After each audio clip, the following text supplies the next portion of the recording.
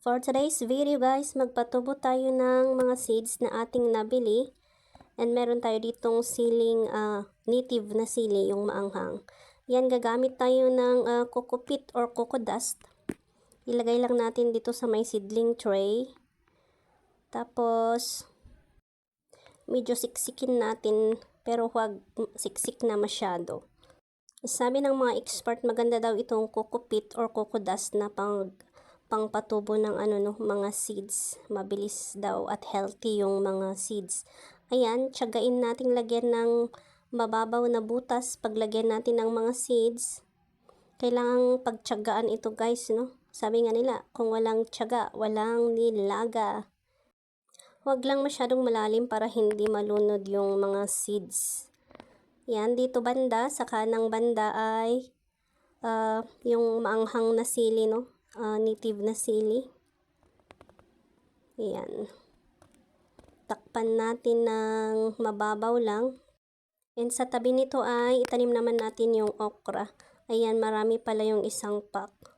Isa-isahin din natin ilagay sa butas. Pasensya na guys kung pagtatanim lang at pagluluto yung mga nabablog natin kasi hindi naman tayo gumagala ng madalas. Ayan, may natira pa. Din yan, isunod natin yung lettuce. Maliliit lang guys yung seeds. Kaya medyo mahirap ilagay sa seedling tray. Pero yan, kailangan talaga nating pagtiyagaan. Sa pagtatanim guys, kailangan ang tiyaga at pasensya, no? Ayan, takpan lang natin ng mababaw lang ulit. Para hindi malunod, lalo na pag diniligan natin. Yan, sa dulo namang kaliwa ay ang ating siling pangsigang. Karirin na natin ang pagtatanim guys, kahit namamatayan tayo ng mga tanim, talagang ganyan. Magtanim para may kainin. Yan, may ginawa tayong mini greenhouse sa ilalim ng lamesa. Diyan natin yung ilagay yung tray, seedling tray. Pagkatapos diligan ay takpan na, saka silip-silipin sa darating na mga araw. And marami pa tayong hindi naalis na damo, kaya ayan, ipagpatuloy natin guys.